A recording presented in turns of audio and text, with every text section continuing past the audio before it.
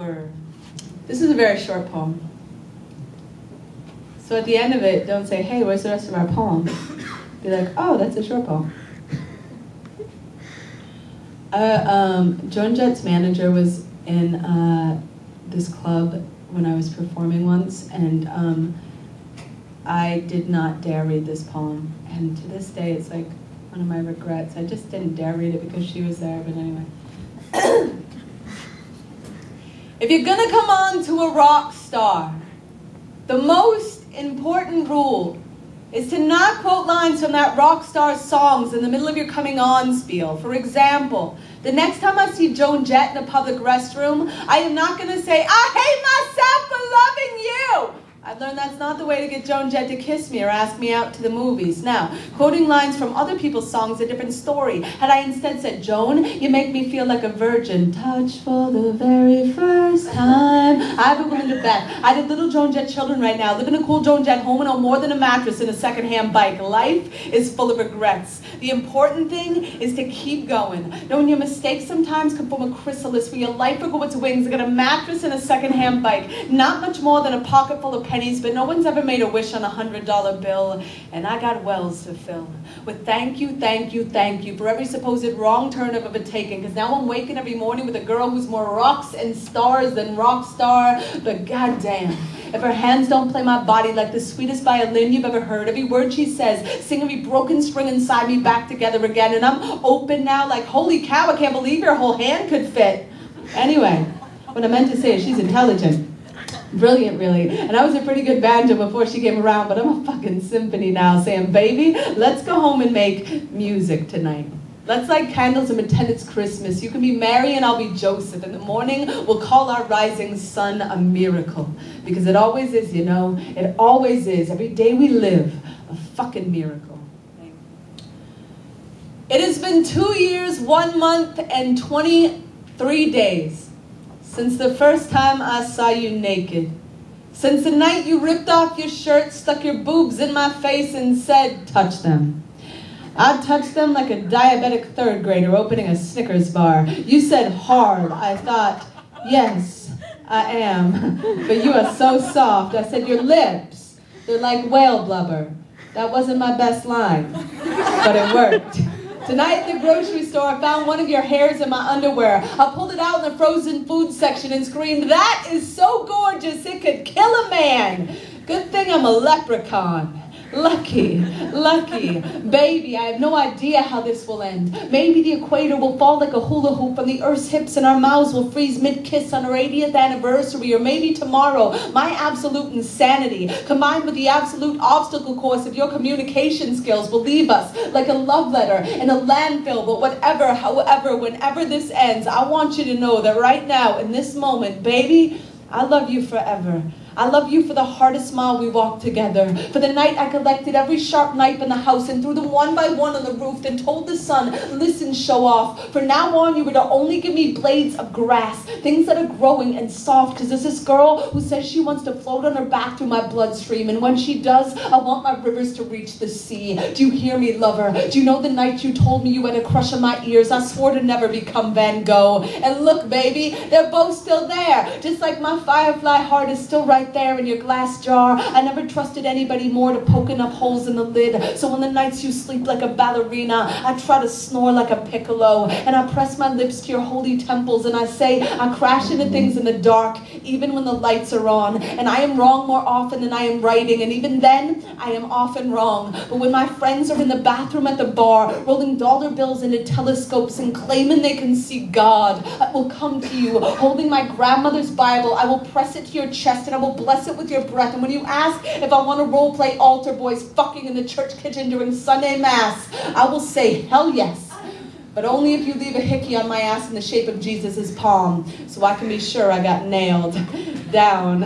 Lover, you will never lose me to the wind. You were the lightning that made me fill my chest with candles. You were the thunder clapping for the poem that nobody else wants to hear. You were an icicle's tear, watering a tulip on the first day of spring. You melt me alive. You kiss me deep as my roots will reach. And I want nothing more than to be an eyelash fallen on your cheek, a thing collected by your fingers and held like a wish. I promise whatever I do, I will always try my best to come true. Okay, I'm going to tell you a story about the beginning line.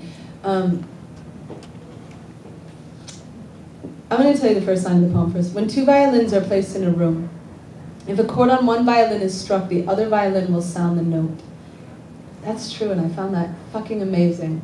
That if you do that, the other violin will sound it without even being touched. Where I read that, I read it in the same book that I found out that if you press your heart close up against somebody else's heart, eventually your hearts will start beating at the same time. So if you have somebody that's in your life that's really inclined towards anxiety or like major panic, like me, like I constantly live in a state of anxiety and panic, and so it's good for if you all are huggers, you could come hug me and calm me down. I mean, it's after the show, so I'm kind of relaxed now. But before the show, y'all should have been hugging me, just so you know. Next show you come to, hug me, damn it. But only if you're relaxed. But anyway, I found that fascinating. Like, and when your hearts touch, they'll start beating at the same time. And then also, like little babies in incubators, their hearts beat at the exact same time. It's fucking amazing to me.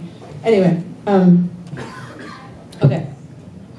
When two violins are placed in a room, if a chord on one violin is struck, the other violin will sound the note. If this is your definition of hope, this is for you. For the ones who know how powerful we are, who know we can sound the music and the people around us simply by playing our own strings. For the ones who sing life into broken wings, open their chests and offer their breath as wind on a still day when nothing seems to be moving, spare those intent on proving God is dead. For you when your fingers are red, from clutching your heart so it will beat faster. For the time you mastered the art of giving yourself for the sake of someone else. For the ones who have felt what it is to crush the lies and lift truth so high the steeples bow to the sky. This is for you. This is also for the people who wake early to watch flowers bloom, who notice the moon at noon on a day when the world has slapped them in the face with its lack of light, for the mothers who feed their children first and thirst for nothing when they're full. This is for women, and for the men who taught me only women bleed with the moon, but there are men who cry when women bleed, men who bleed from women's wounds, and this is for that moon. On the night she seems hung by a noose, for the people who cut her loose, and for the people still waiting for the rope to burn, about to learn they have scissors in their hands. This is for the man who showed me the hardest thing about having nothing is having nothing to give, who said the only reason to live is to give ourselves away. So this is for the day we'll quit our jobs and work for something real. We'll feel for sunshine in the shadows, look for sun rays in the shade. This is for the people who rattle the cage that slave wage built, and for the ones who didn't know the filth until tonight.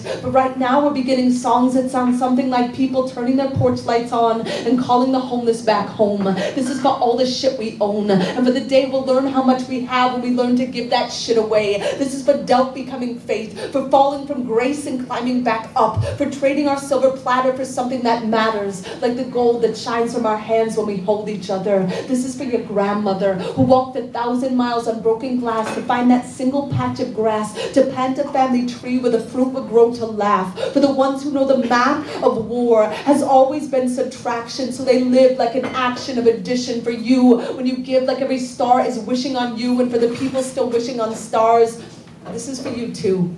This is for the times you went through hell so someone else wouldn't have to. For the time you taught a 14-year-old girl she was powerful. For the time you taught a 14-year-old boy he was beautiful. For the radical anarchist asking a Republican to dance. Because what's the chance of anyone moving from right to left if the only moves they see are NBC and CBS? This is for no becoming yes. For fear becoming trust. For saying I love you to people who will never say it to us. For scraping away the rust and remembering how to shine. For the dime you gave away when you didn't have a penny. For many beautiful things we do. For every song we've ever sung. For refusing to believe in miracles because miracles are the impossible coming true and everything is possible. This is for the possibility that guides us, and for the possibility still waiting to sing and spread their wings inside us, because tonight Saturn is on his knees proposing with all of his 10,000 rings that whatever song we've been singing, we sing even more. The world needs us right now more than it ever has before. Pull all your strings, play every chord. If you're writing letters to the prisoners,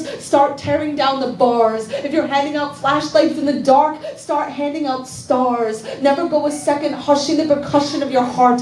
Play loud. Play like you know the clouds have left too many people cold and broken, and you're the last chance for sun. Play like there's no time for hoping brighter days will come. Play like the apocalypse is only 4, 3, 2, but you have a drum in your chest that could save us. You have a song like a breath that could raise us like the sunrise into a dark sky that cries to be blue. Play like you know we won't survive if you don't, but we will if you do. Play like Saturn is on his knees, proposing with all of his 10,000 rings, that we get every single breath, y'all. This is for saying yes. This is for saying yes. Thank you so much for having me on.